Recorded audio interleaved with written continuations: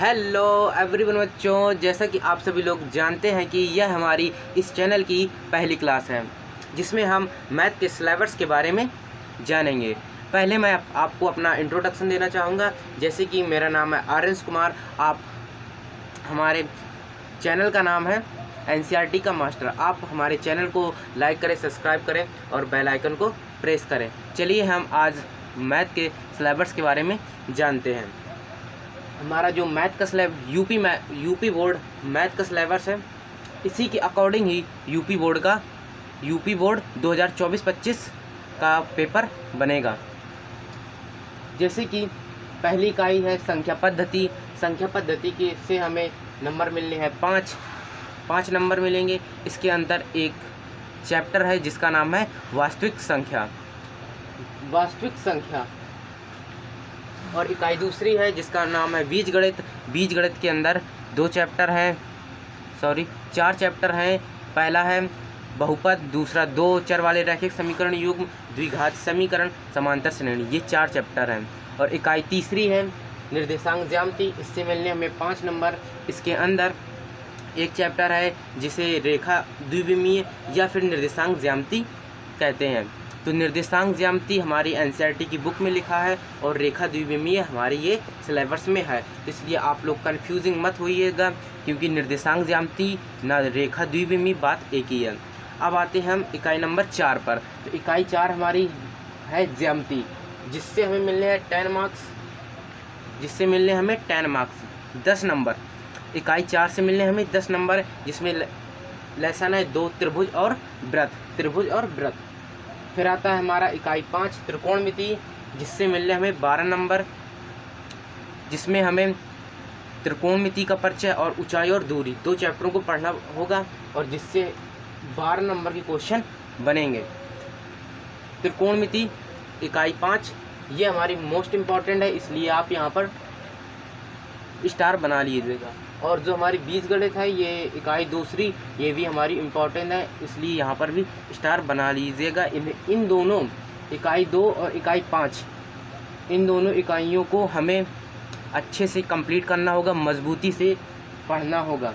इनसे अधिक नंबर के क्वेश्चन आने हैं, इसीलिए इन्हें बार बार रिवाइज करते रहना होगा।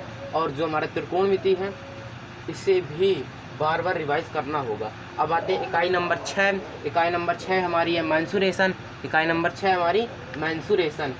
इससे मिलने हमें 10 मार्क्स। इससे भी मिलने हमें 10 मार्क्स, जिसमें लेसन है 2। एक है वृत्त से संबंधित क्षेत्रफल और दूसरा है पृष्ठीय क्षेत्रफलों और आयतन।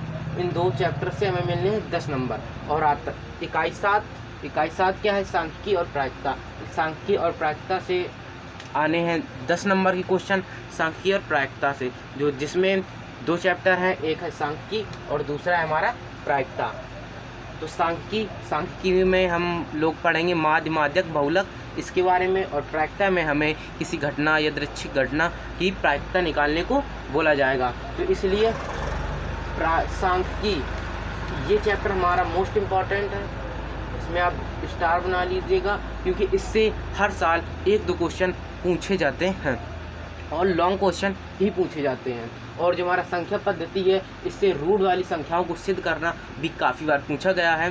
तो हमें इन दो इकाई 1, इकाई 7, इकाई 2 और इकाई 5 इन चारों इकाइयों को हमें अच्छे से कंप्लीट करना होगा, मजबूती से कंप्लीट करना होगा। मैं आपको बताना चाहता हूँ कि मैथ का पेपर हमारा 100 मार्क्स का आता है, टोटल 100 मार्क्स का आता है 100 का, जिसमें से हमें 70 मार्क्स की लिखित परीक्षा होती है और 30 नंबर प्रोजेक्ट के या प्रैक्टिकल के मिलते हैं। अब पासिंग मार्क्स कितनी होती है? तो 70 में जो आपकी लिखित परीक्षा होती है उसमें आपको 23 नंबर लाने होते हैं पास होने के लिए, और जो 30 नंबर प्रोजेक्ट के मिलते हैं उनमें से अगर आपको 10 नंबर भी मिलते हैं तो भी आप 33 नंबरों से पास हो सकते हैं। इस प्रकार 23 और 10 33 नंबर आपकी पासिंग मार्क्स होते हैं।